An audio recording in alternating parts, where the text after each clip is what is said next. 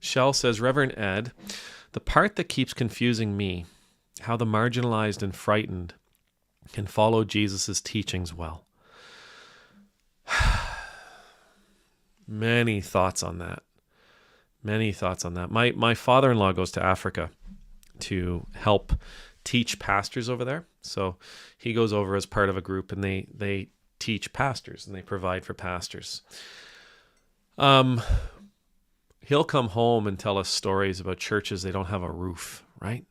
They literally like don't have a roof. They have building walls that they're building up, but they just sit and they sit in these planks and they pray and they sing and they dance and they are so exuberant and they're so happy and they're so passionate. They're so filled with joy and so filled with spirit.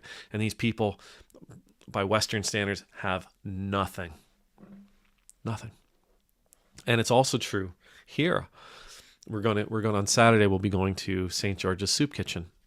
And I will hear more God bless yous from the patrons than I will on Sunday morning when people leave church. I'll hear more people who are there to eat, who are there for the benefits of the soup kitchen. I'll hear more God bless you from people who are living in tents, right, living in poverty, than I will hear from people who are at church on Sunday morning. I think the reason is their faith is less contaminated by things. That's what I think.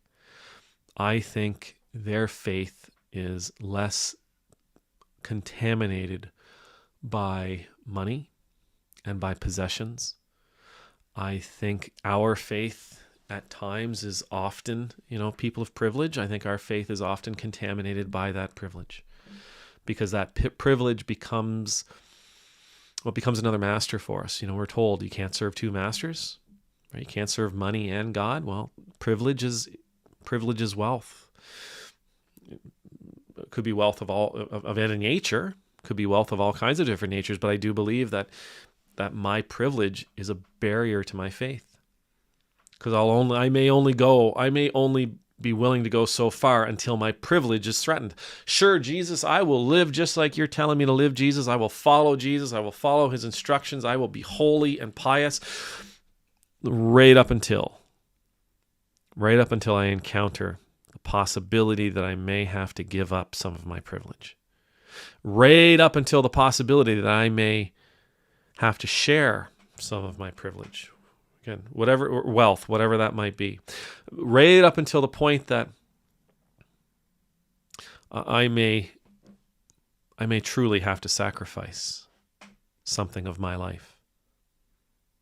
I think the less we have available, the less we're going to be asked to sacrifice, and the less there is to sacrifice, the closer we can find ourselves to God.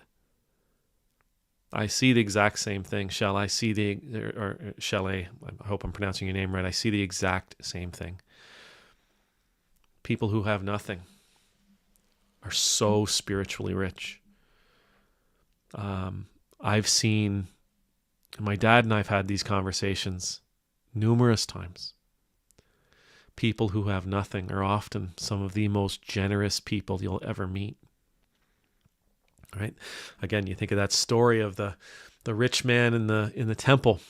Oh my God, I can't believe I have to give 10%, and 10% is so much. Let me tell you, I cannot believe I have to give up all this money just because it's my 10% and it's my duty. Oh me, oh my, oh my, oh my, I just can't get over it.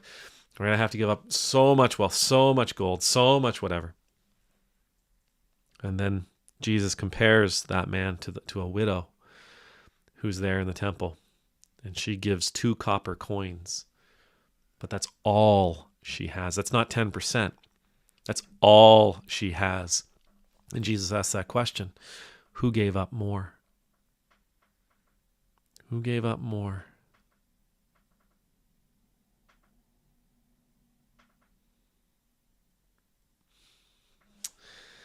The more we have, I think, the more we have in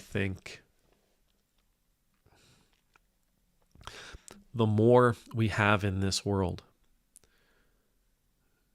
the greater the obstacles are for us to find ourselves closer to God. Amen.